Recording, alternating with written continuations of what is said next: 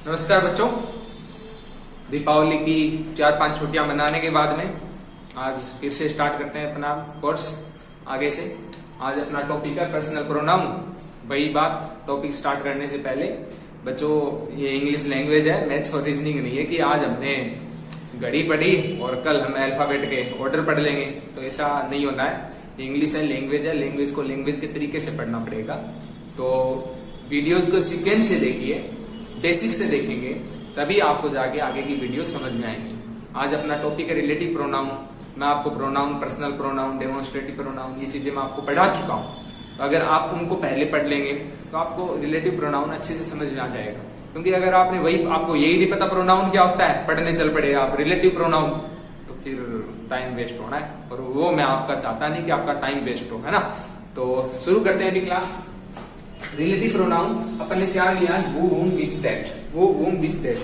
बच्चों सबसे पहले मैं आपको ये बताता हूँ रिलेटिव प्रोनाउन होता क्या है। रिलेटिव प्रोनाउन एक ऐसा प्रोनाउन या वर्ड होता है, रिलेटिव प्रोनाउन एक ऐसा वर्ड होता है जो एक सेंटेंस में प्रोनाउन का भी काम करेगा और कंजक्शन का भी काम करेगा। मैंने आपको पहले बताया था कि कंजक्शन ऐसा वर्ड होता है जो एक सेंटेंस में या तो दो क्लोज को जोड़ेगा या फिर दो वर्ड को जोड़ेगा। वो वर्ड कोई भी हो सकते हैं, एडवर्ब, एडजेक्टिव, नाउन, प्रोनाउन, कुछ भी हो सकता है ना।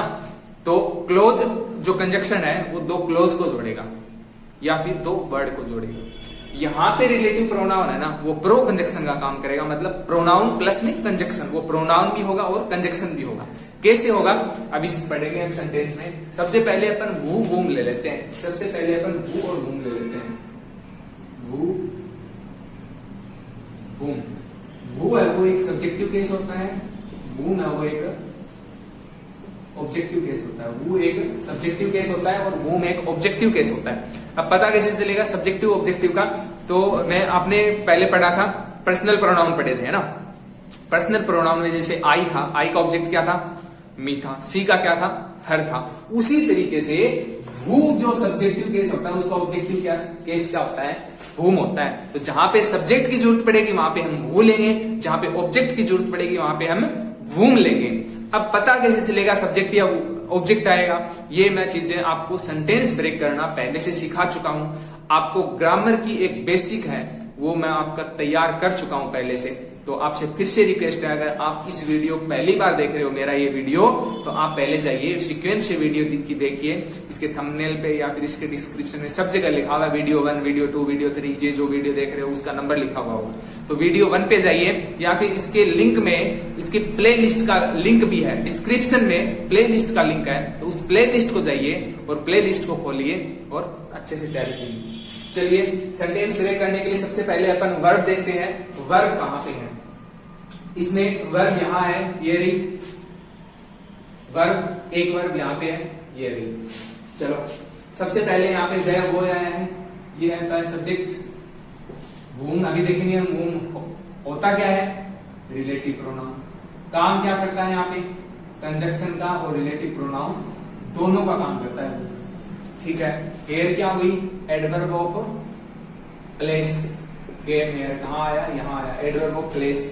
इज हो गई मेन वर्ब। आपको पता है इज एक बी की फॉर्म होती है, और बी की फॉर्म जब मेन वर्ब का काम करे इसका मतलब वो एक लिंकिंग वर्ब है, और एक लिंकिंग वर्ब का काम होता है सब्जेक्ट को और सब्जेक्ट कॉम्प्लीमेंट को जोड़ना। तो मेन ये लिंकिंग वर्ब के बाद में हमेशा क्या आता है, सब्जेक्ट कॉम्प्लीमेंट आता है।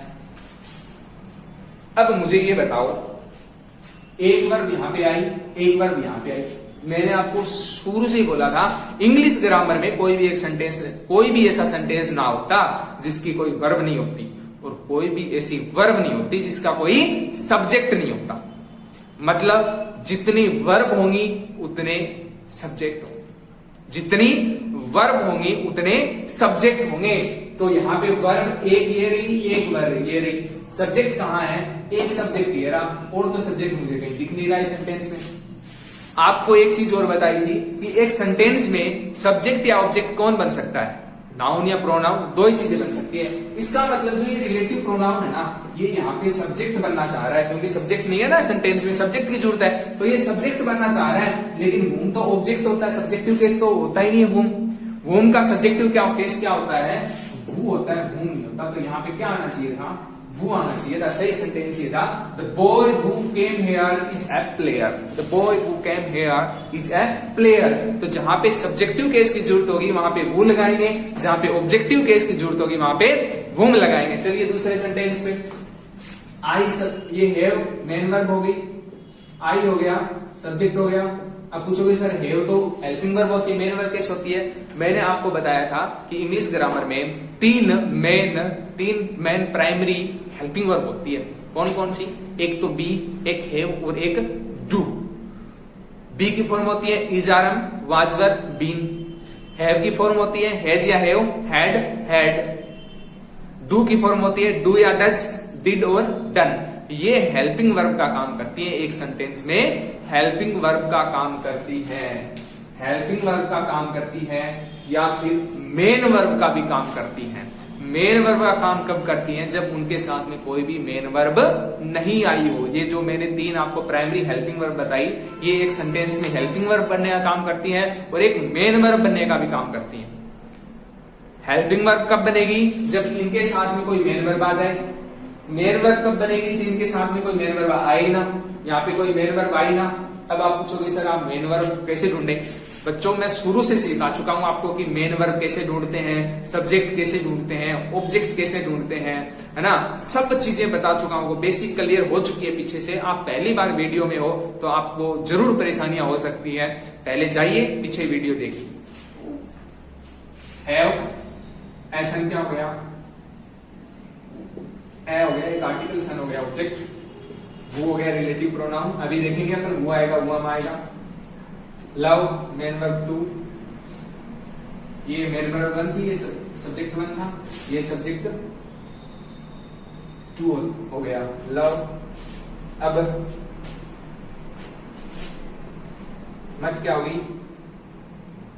एडवर्ब, ये भी क्या हो गई? एडवर्ब ऑफ डिग्री है, डिग्री बढ़ा दी है। अब पूछो सर एडवर्ब क्योंकि क्या करता है? प्यार। कितना करता है? बहुत ज्यादा। कितना ज्यादा? बहुत ज्यादा, और भी ज्यादा।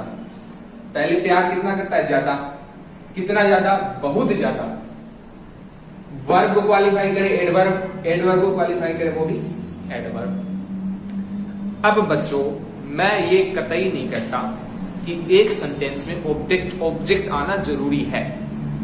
एक सेंटेंस में ऑब्जेक्ट आ भी सकता है, उस सेंटेंस में ऑब्जेक्ट नहीं भी आ सकता। ये चीजें भी मैं आपको पढ़ा चुका हूं, ट्रांजिटिव वर्ब और इनट्रांजिटिव वर्ब। ट्रांजिटिव वर्ब जो सब्जेक्ट लेके आए, इनट्रांजिटिव वर्ब नहीं, ट्रांजिटिव वर्ब जो ऑब्जेक्ट लेके आए, इनट्रांजिटिव वर्ब जो ऑब्जेक्ट नहीं लेके आए, और डाई ट्रांजिटिव वर्ब मतलब जो दो ऑब्जेक्ट लेके आए। मैं ये कतई नहीं कहता एक सेंटेंस में ऑब्जेक्ट जरूरी होता है आना, लेकिन इस सेंटेंस को देखो, मेन वर्ब ये रही, सब्जेक्ट आ गया, मेन वर्ब ये रही, सब्जेक्ट आ गया, ये भी बुक हो गया, ये भी बुक हो गया। अच्छा ये रिलेटिव प्रोनाउन है, ये याद रखना, ठीक है। अच्छा इसका ऑब्जेक्ट आ चुका है, यहाँ पे कोई दिक्कत नहीं अपने को। अब मुझे ये बताओ एक प्रोनाउन का एक सेंटेंस में क्या काम होता है? आपने शुरू से पढ़ा था, एक प्रोनाउन का सेंटेंस में या तो सब्जेक्ट बनेगा या ऑब्जेक्ट बनेगा या फिर प्रीपोजिशन का ऑब्जेक्ट बनेगा या फिर सब्जेक्ट कॉम्प्लीमेंट बनेगा। बताया था आपको। ये यहाँ पे रिलेटिव प्रोनाउन है, मुझे बताओ क्या ये सब्जेक्ट कॉम्प्लीमेंट बन सकता है? सब्जेक्ट कॉम्प्लीमेंट के लिए बी की फॉर्म चाहिए, क्या बी की फॉर्म है? नहीं बन सकता। क्या ये यहाँ पे प्रीपोजिशन का ऑब्जेक्ट बन सकता है? प्रीपोजिशन ही नहीं है, ऑब्जेक्ट कहां से बनाओगे? क्या ये यहाँ पे सब्जेक्ट बना रहा है? सब्जेक्ट बन सकता है, सब्जेक्ट बन सकता है जब वर्ब हो। वर्ब कहां है? वर्ब तो है नहीं तीसरी। भाई एक बात बताई थी मैंने आपको, इंग्लिश ग्रामर में कोई भी ऐसा सेंटेंस नहीं होता जिसकी कोई वर्ब नहीं हो, और कोई भी ऐसी वर्ब नहीं होती जिसका कोई सब्जेक्ट नहीं हो। इसका मतलब ये भी है कि कोई भी ऐसा सब्जेक्ट नहीं होता जिसकी कोई वर्ब नहीं होती। इसका मतलब ये नहीं है कि वर्ब सब्जेक्ट अकेला पढ़ा जाएगा, नहीं, सब्जेक्ट तभी आएगा जब कोई वर्ब होगी, है ना। तो ये सब्जेक्ट भी नहीं बन सकता। इसका मतलब इसके पास सिर्फ और सिर्फ एक काम बचा है, ऑब्जेक्ट बनना। क्या काम बचा है? ऑब्जेक्ट बनना। और ऑब्जेक्ट वो नहीं आता बच्चों। ऑब्जेक्ट कौन होता है? ऑब्जेक्ट कौन होता है? वूम। ऑब्जेक्ट वो नहीं होता, ऑब्जेक्ट होता है वूम। वो सब्जेक्टिव केस होता है, वूम क्या होता है? ऑब्जेक्टिव केस होता है। मुझे लग रहा है इस दो सेंटेंस में आपकी एकदम क्लियर हो गया होगा वो कहां आएगा और वूम कहां आएगा। सीधी सी क्लियर सी बात है। अगर सब्जेक्ट जितनी वर्ब काउंट कर लो, क्या उतने सब्जेक्ट आए हैं? अगर सब्जेक्ट नहीं आए तो वो लगा दो। वर्ब काउंट कर लो, अगर जितने वर्ब उतने सब्जेक्ट आ गए तो उसको ऑब्जेक्ट वूम बना दो, बस सिंपल सी बात है सेंटेंस। थर्ड सेंटेंस देखते हैं, the women who you called is my friend. The women आपने को पता है ये सब्जेक्ट होगा शुरू में, ये रिलेटिव प्रोनाउन होगा ही,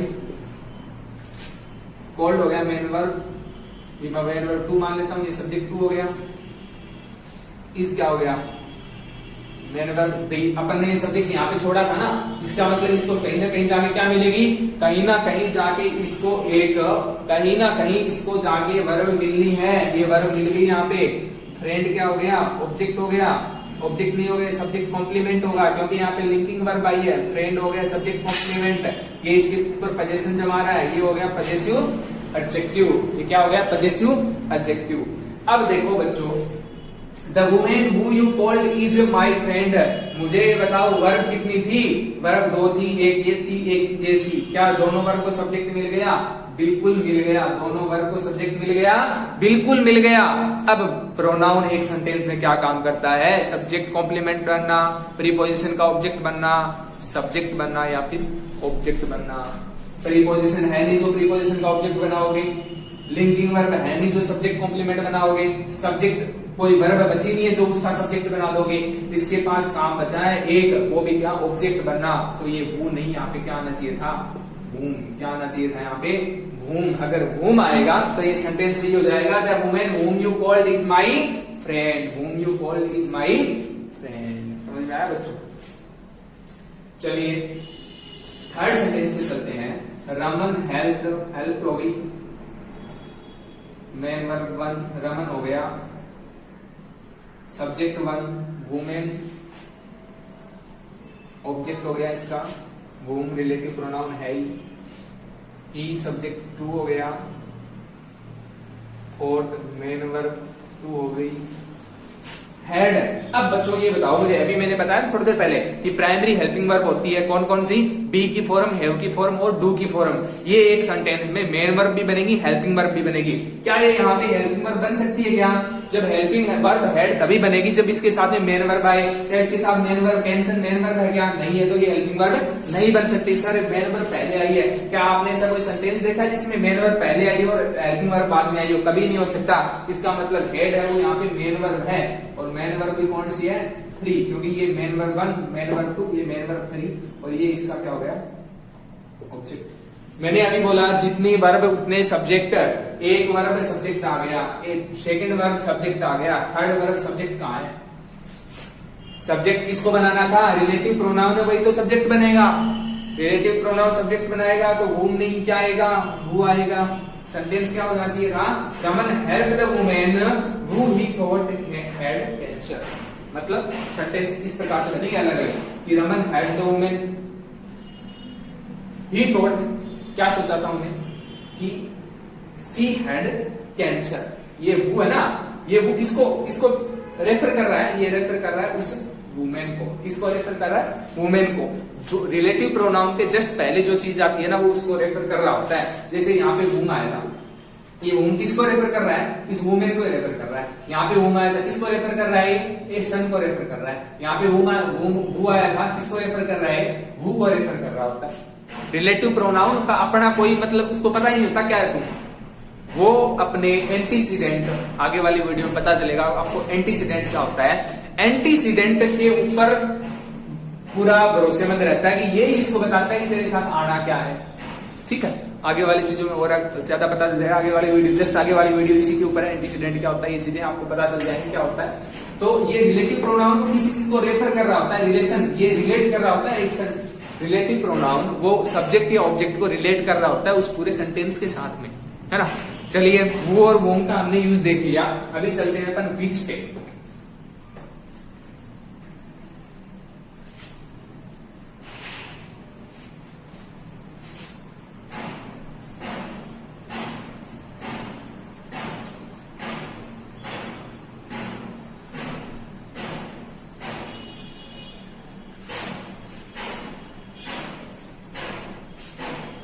विच और दैट पे देखो बच्चों, वू वूम ये आते हैं मनुष्य के लिए, मैन या वुमेन के लिए। या फिर बोले तो सीधी भाषा में ह्यूमन बीइंग के लिए। ये आते हैं ह्यूमन बीइंग के लिए। वो या होम है ना, वो आते हैं ह्यूमन बीइंग के लिए, ह्यूमन के लिए। विच है वो आता है थिंग्स के लिए, विच है वो आता है थिंग्स के लिए। या बोले तो अपन नॉन लिविंग थिंग्स, मतलब जो चीजें हो वो निर्जीव हो, है ना। डेट है वो इन दोनों के लिए आता है। डेट है वो मतलब जो डेट है वो ह्यूमन बीइंग के लिए भी आ जाएगा और थिंग्स के लिए भी आ जाएगा। ठीक है, ह्यूमन बीइंग के लिए भी आ जाएगा और थिंग्स के लिए भी आ जाएगा। और सेंटेंस देखते हैं और ज्यादा क्लियर करते हैं। देखो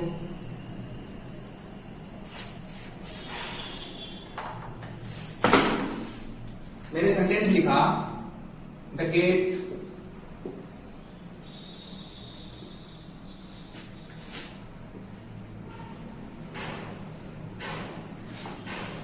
who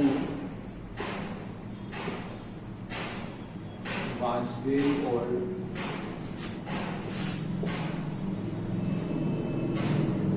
took a nap। मैंने सेंटेंस लिखा, the man and his dog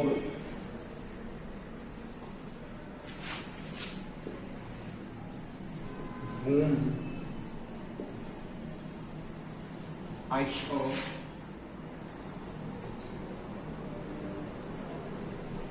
yesterday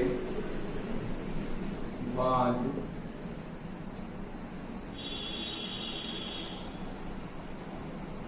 kidnapped। अब इस सेंटेंस को देखते हैं। The cat who was very old took a nap. सबसे पहले सेंटेंस को ब्रेक करते हैं। द केट हो गया सब्जेक्ट वन। ये चीजें तो सब्जेक्ट वन पता है अपने को, क्योंकि अपन रिलेटिव प्रोनाउन का अभी देखने वाले रिलेटिव प्रोनाउन चैप्टर चल रहा है। इसका मतलब सब्जेक्ट वहां पे रिलेटिव प्रोनाउन दो क्लोज को जोड़ेगा, इसका मतलब दो क्लोज में दो वर्ब होगी, इसका मतलब दो सब्जेक्ट भी आएंगे। तो मैंने सब्जेक्ट वन मान लिया, इसका मतलब अभी रिलेटिव प्रोनाउन यहाँ आ गए, इसका मतलब इस सब्जेक्ट को कहीं ना कहीं आगे जाके वर्ब मिलेगी। ये हो गई मेन वर्ब टू। ओल्ड क्या हो गया एडजेक्टिव, या फिर अपन बोले तो सब्जेक्ट कॉम्प्लीमेंट इसका।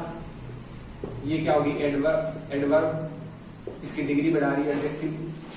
टुक हो गई मेन वर्ब। बताया था मैंने भी कि इस सब्जेक्ट को ना कहीं जाके मेन वर्ब मिलेगी, मिल गई मेन वर्ब। Nap object. अब अपने को पता है ये रिलेटिव प्रोनाउन है, ये रिलेटिव प्रोनाउन है। ये यहाँ तो या तो सब्जेक्ट बनेगा या ऑब्जेक्ट बनेगा। अच्छा, विच में विच सब्जेक्टिव केस भी विच होता है, ऑब्जेक्टिव केस भी विच होता है। अब मुझे ये बताओ ये रिलेटिव प्रोनाउन किसको रेफर कर रहा है? रिलेटिव प्रोनाउन रेफर कर रहा है केट को। रिलेटिव प्रोनाउन रेफर कर रहा है केट को। और ये केट क्या है? जानवर है या फिर ह्यूमन बीइंग है? जानवर है या थिंग है? जानवर के लिए अपन वो नहीं विच का यूज में लेते हैं।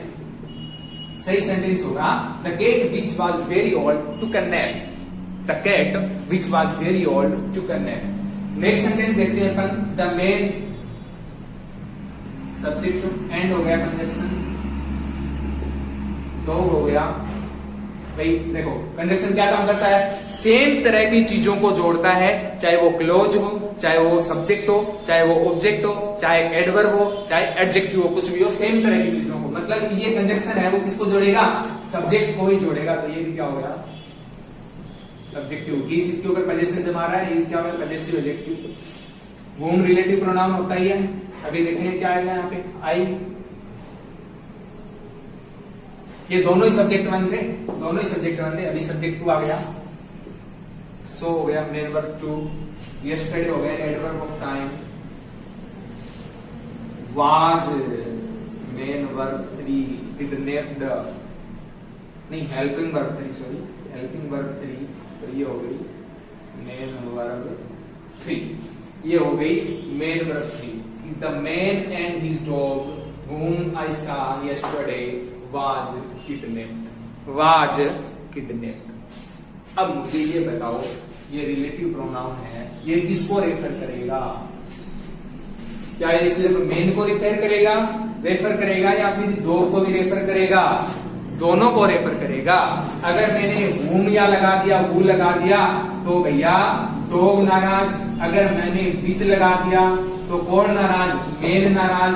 इन दोनों को राजी करने के लिए क्या लगाऊंगा मैं, दैट। आंसर सही होना चाहिए था the man and his dog that I saw yesterday was kidnap. That I saw yesterday was kidnap, was kidnap. Okay, मैंने यहाँ पे ये मेन वर्ब 1 है क्योंकि वर्ब नहीं आई थी, मेन वर्ब यहाँ पे 1 है, ये हेल्पिंग वर्ब 2 है और ये भी मेन वर्ब 2 है। तो दैट है, दैट और विच का, दैट और विच का कोई भी सब्जेक्टिव ऑब्जेक्टिव का कोई मतलब नहीं होता। सब्जेक्टिव भी यही होता है और ऑब्जेक्टिव भी यही होते हैं, दोनों यही होते हैं, है ना। इनका अपने को सब्जेक्ट ऑब्जेक्ट नहीं देखना, बस ये देखना है ये आए किसके लिए। इसके आगे एडवांस में अब पूछोगे सर क्या भू लगा था वहां पे, हर जगह हम दैट लगा सकते हैं। ये चीजें हम आगे वाली क्लास में करेंगे, ठीक है। ये एडवांस में करेंगे हम, आगे वाली क्लास में करेंगे। उसमें मैं बताऊंगा आपको कि एंटीसीडेंट क्या होता है, एंटीसीडेंट कौन होता है। एंटीसीडेंट थोड़ा सा अभी देता हूं, एंटीसीडेंट कौन होता है, जिसको ये रेफर कर रहा होता है। जैसे ये दैट है, ये किसको रेफर कर रहा है, मैन को भी रेफर कर रहा है और डॉग को भी रेफर कर रहा है। ये भूत है यहाँ पे बीच है, किसको रेफर कर रहा है, कैट को भी रेफर कर रहा है। तो जिस चीज को रेफर कर रहा होता है वो उस रिलेटिव प्रोनाउन का एंटीसीडेंट बन जाता है। एंटीसीडेंट मतलब यहाँ पे ये कैट एंटीसीडेंट है, यहाँ पे मैन और हिज डॉग एंटीसीडेंट है ना। और ऊपर वाले आए थे ना, उसमें द वुमेन आया था, तो द वुमेन एंटीसीडेंट हो गया। एंटीसीडेंट वही होता है जो एक रिलेटिव प्रोनाउन जिस चीज को रेफर कर रहा होता है वो इसका रिलेटिव प्रोनाउन का एंटीसीडेंट बन जाता है। तो आज की क्लास में इतना ही, आगे वाली वीडियो में फिर एडवांस में चलेंगे अपन, कि दैट का, वो और बीच इन सब का यूज पढ़ेंगे आगे, है ना।